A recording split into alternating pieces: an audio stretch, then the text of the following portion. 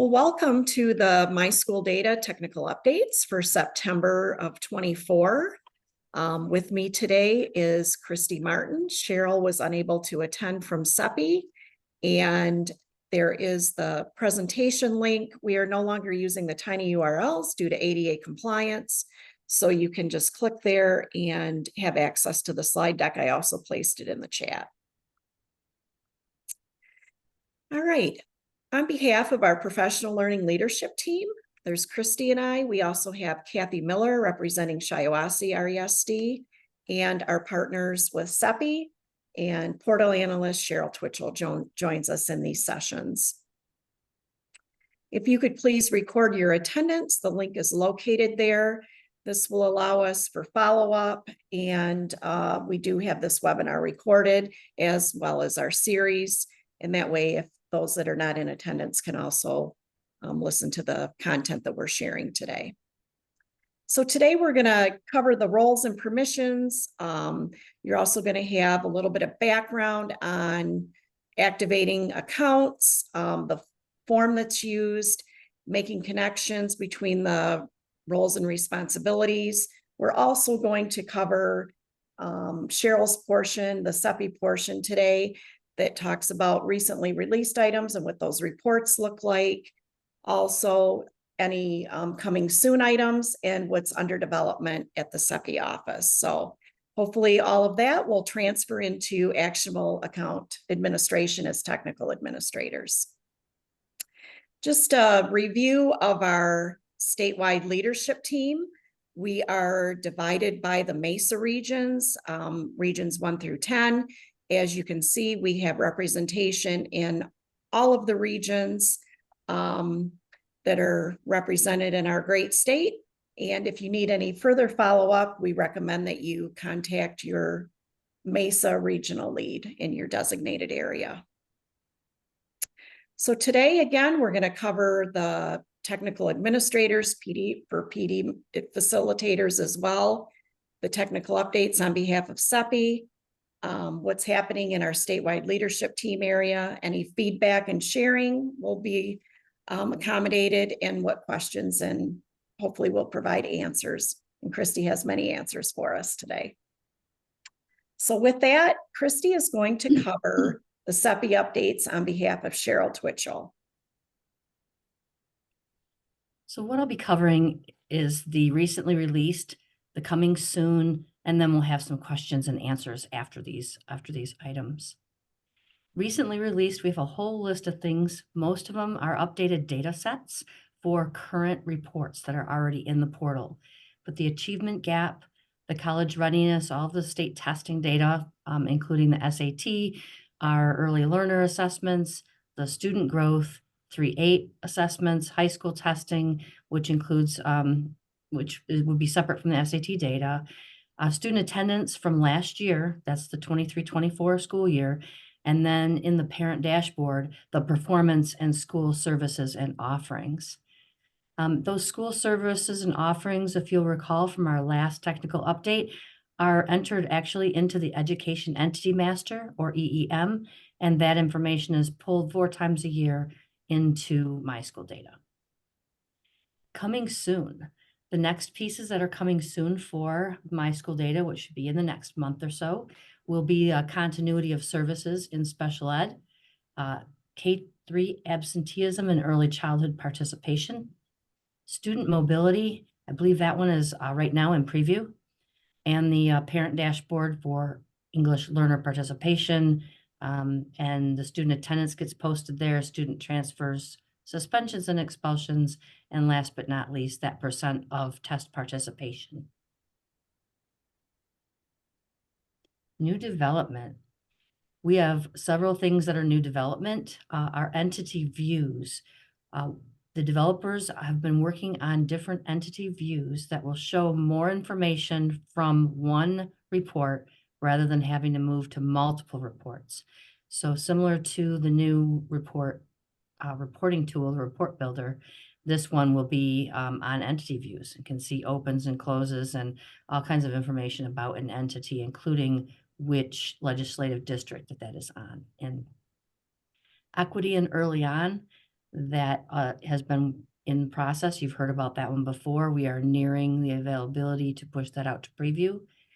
And this will show statewide information for IFSPs. So that's the earlier component of an IEP for a family service for those early kids.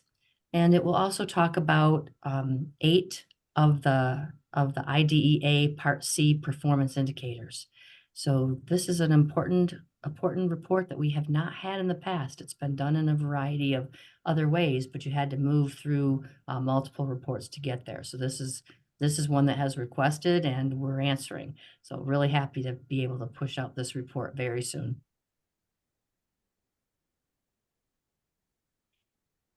As in every one of the reports in MISchoolData, we have an About This report, and it is located right above the edit of the report choices that are made. And in the About This report, you'll have an overview of what the report is, how do I use this report, and about the data. Where is it coming from? How often is it updated? What questions can be asked and answered from this information? So I use this area all the time for presentations and pull out these descriptions because they're so well done by CEPI and our team partners. You'll see it goes into quite a bit. These are all the indicators. So for those of us that maybe that don't work right directly in special ed or don't work with the indicators, they're all listed and described in this About the Data. Also notice the new MyLeap is identified here as the responsible party for providing the report information. Thank you, Rhonda. Mhm.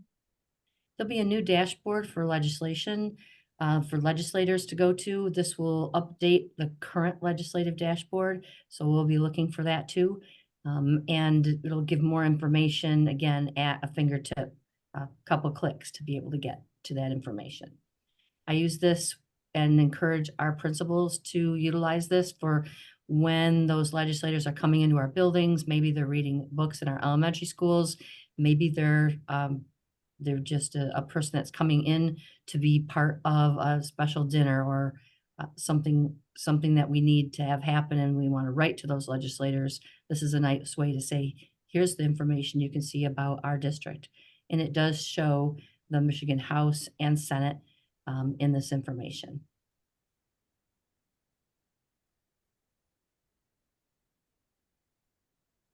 This will go through and it provides a snapshot of information, just like the other dashboards, but it's geared toward the lens of the legislative district. What's added is post-secondary metrics. We did not have post-secondary metrics here. It was just the K-12 metrics. So we have expanded this to be the post-secondary metrics as well. We've covered this before in our sessions too, but it's just going to keep on coming because this report catalog is the most excellent resource that I believe, is on MISchoolData. It drives people to both information as well as the reports. Every report that is in MISchoolData has a hot link within the report catalog that will actually take you to that particular report or settings, but it also gives a little thumbprint of the information you'll find there. And it also describes when is this data updated, what demographics are available in it. So this way it will, it'll help you to see what is it I'm looking for and hopefully be able to save quite a bit of time through its use. And it has over 20 years of data that's been collected in the portal, which is amazing. We spoke a little bit about this earlier, but the deadline for school services and offerings, the next pull from the Education Entity Master will occur on November 29th. So we have between now and November 29th to enter information about points of pride into the Education Entity Master. And that information shows up in the parent dashboard under services and offerings. We do have a help guide, and there's a link right to that in the presentation. And please help yourself to that. Or if you want to edit it and make it your own, please do so. But it's already there for you and would be able to be used by your authorized district user for the EEM. Any questions on this part of the presentation so far?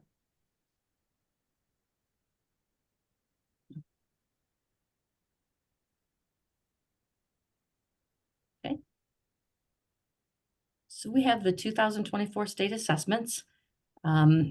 And I'm going to show you a demonstration of downloading the data files. And this is if the MISchoolData gods are going to be in my favor and allow me to do this live.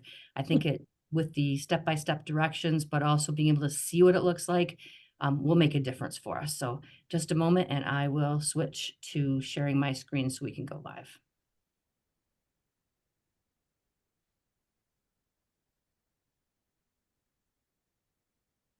Okay. So within MISchoolData, there are several places that we can download the information from our state testing. So under the K-12 grade menu, I move to state testing. And then I have all the different areas here that are part of the state testing. I'm going to start with grades 3 to 8, which includes the PSAT data. I'm so happy they added this a little language here for PSAT, and it's because of folks like you guys that are on this call to say we need this, so people aren't wondering where that PSAT data is. So I'm going to choose branch just because they're at the top of the alphabet here. And I'm going to update this report. I just kept everything else the same. The school year, you'll notice, is 23-24. So this is the spring testing. And notice that she's not logged in. So this is like right from the public view. Are you? Are you logged in? Oh, yes. I was logged in, but it kicked me out. Oh, So I waited too long. Okay, so I received my chart here, and I can go under download and print. When I press on the download and print, it actually opens a shade. So it opens this shade up, and I see another menu here.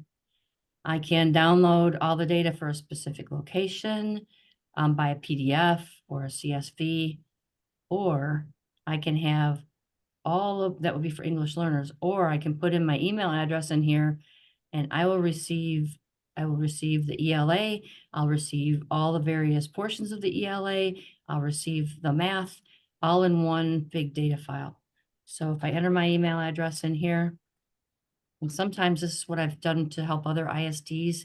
If I could get access to it and they did not have access to it, I would put their email address in there and send them this information. It tells me my request is being processed and I will get an email with that information, and we will go back to that. The other place for downloading data, if I'm in K-12 grade, I can go to this way down here, which is in addition to the state testing. It's a separate menu option. But if I press K-12 data files, it will come up with some other report selections and offer me another way to get those data files.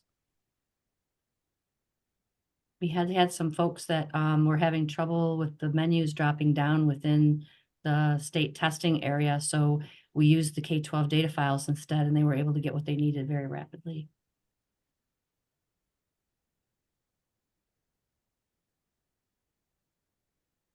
I like it when it blinks at me because I know then that it's working. That's why I would look at it. It's winking at me. So it says you can wait a little bit longer, Christy.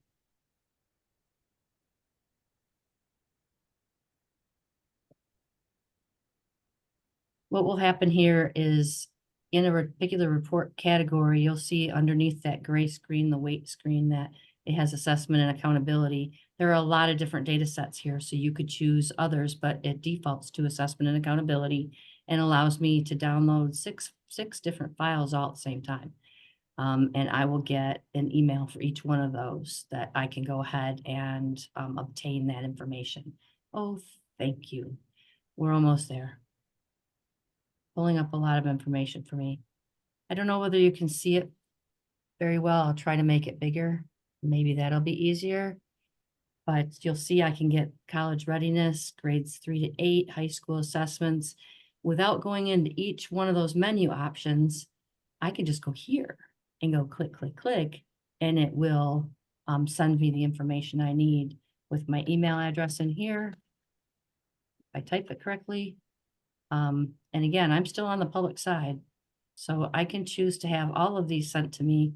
And I just saved myself from going into 7 reports, waiting to pull up the data, going to the print download, downloading the file, and having it sent to me. So this way it will all come at one time into my email box. So I like that as a time saver. Did you all know that that existed?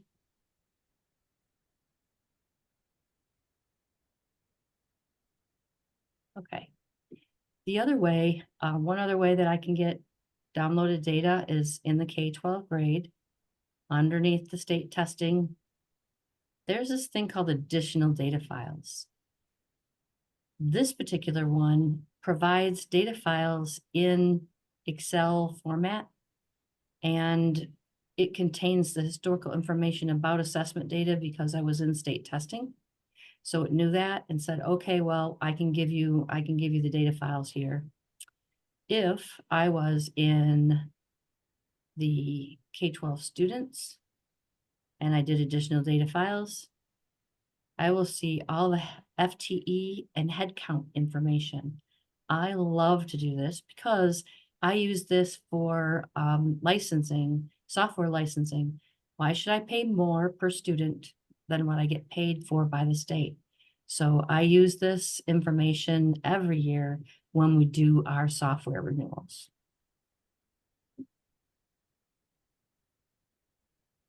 So we're going to pull back up the PowerPoint.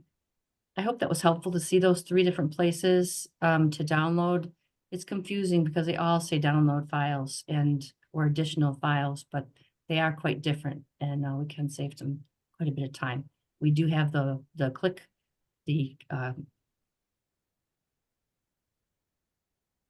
line of how to get to those reports, as well as screen captures of what's underneath each one of those.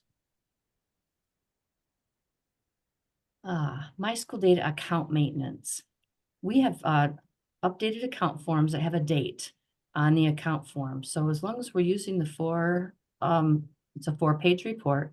On the last page of the report, it does have a date and the my login name for the person and that they've requested MISchoolData.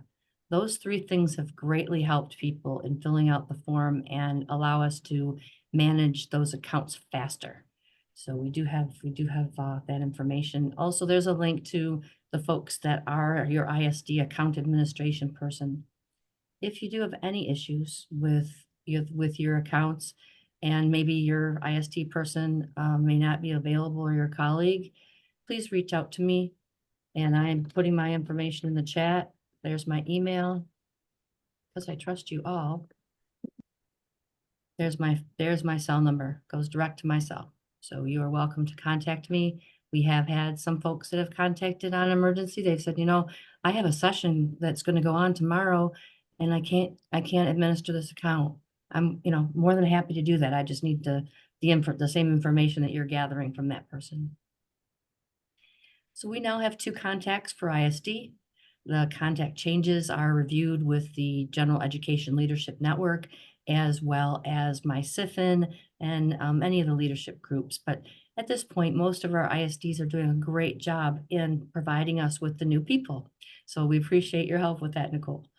And there have been a couple other ISDs who technical contact have changed.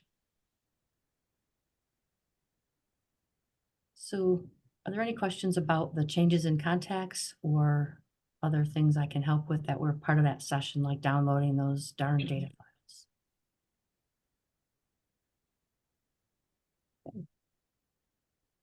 Great. All right, I will Back share to- the professional learning resources, outreach and communication.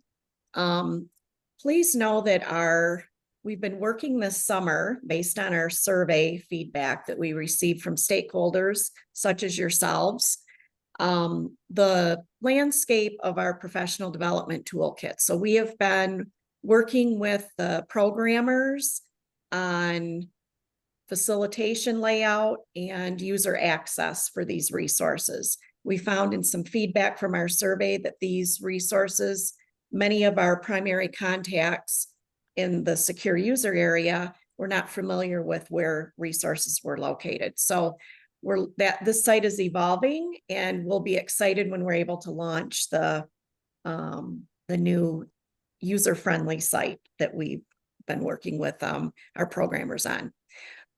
For the time being, though, here's some navigation steps to go. You go to the support menu, and then you click on the professional development toolkit. And then once you land there, you will see a cadre of resources that we've kept maintained over the course of the month. These are updated. Actually, they're updated weekly. We have a process that we use with CEPI for that, but know that this is the area where you will go to find your day-to-day resources for your trainings and such. We also have the MISchoolData professional learning resources and user support self-paced course that's housed in EduPass, and you can earn up to 4 sketchies. So if you have any new staff that you feel this would be a relevant training for them, it's self-paced. You don't get timed out. Whatever work you have is saved, and you can work through it at your convenience. So here's the registration link, and it is housed in EduPass. Our next sessions for the webinar series for the 24-25 school year are listed here. We're meeting about every other month on these updates, and the registration link is provided there. And I registered this year, so I know what you're getting in the field. And I think I got 3 reminders. So it's nice to know that the system is informing you and providing you with the necessary information to have access. So we'll again keep the same pace, 30 minutes, and provide our partner work with CEPI so that they are also included in this collaboration effort. Talking points, those were a little bit late this month. The reason being was because of the state assessments and some of the intermittent issues that were happening. And so we wanted to work with CEPI on the communication of that. And very happy that Christy was able to work with our leader at CEPI and provide that update in your email that went out this week. So here's some talking points for you to share with your curriculum networks, your data networks, and any associations that you think are applicable. Quick start guides. Again, we have these very resourceful materials for you for the field. The topics are listed here, but the K-12 student report, I think that's about a 12-page. So it has subsidiary areas of the portal in how-tos. These are basically guides that will help assist you with your navigation and obtaining proper reports that you need for your particular work groups. The state assessment and the school index one, of course, state assessment says now, and the school index that will be coming next, that will be actually it's under review right now with our statewide leadership team and the group that's going to be launching those resources once those reports are released. And then where are we in the field? We are out and about. In August, we were a few other places. We were at the MACE conference. I didn't know that. The Special Ed Directors Conference in Traverse City. And we also did a mix and mingle event at Paw Paw High School on behalf of Van Buren ISD's Back to School Welcome. So in September, we have a standing agenda at the GELN meeting and also with the Michigan Continuous Improvement Facilitators Network, which is the school improvement folks, which I think there's about 100 of them now in that network. And then we'll be at GELN in October, and we're at the School Improvement Conference in November. So excited to be providing updates and resources for MISchoolData with those stakeholder groups. Any questions? Any feedback? All right, just a reminder to record your attendance. And with that, if you need more information, here are your follow-up areas. And of course, Christy is always only an email or a phone call away. She has helped several ISDs over the course of, I want to say, the last 6 weeks with the downloading of reports and some of the snafus that were experienced during the state assessment window. So feel free to reach out to her as well. With that, we have a feedback form here. If you could please, we're trying to gather feedback on our webinars and any of our professional learning opportunities that we're extending this year. If you can fill out that little survey, it's only like 4 questions. We'd greatly appreciate it because your feedback helps inform us on what you need, and we want to be here to service what areas you feel need to be more engaged and defined with MISchoolData. Again, the link to the presentation, and we thank you for taking time out of your day to attend. Notice that our next sessions through the school year are from 3 to 3:30. Thank you very much for attending. We're going to stop recording, and if you have individual questions, we're happy to do that.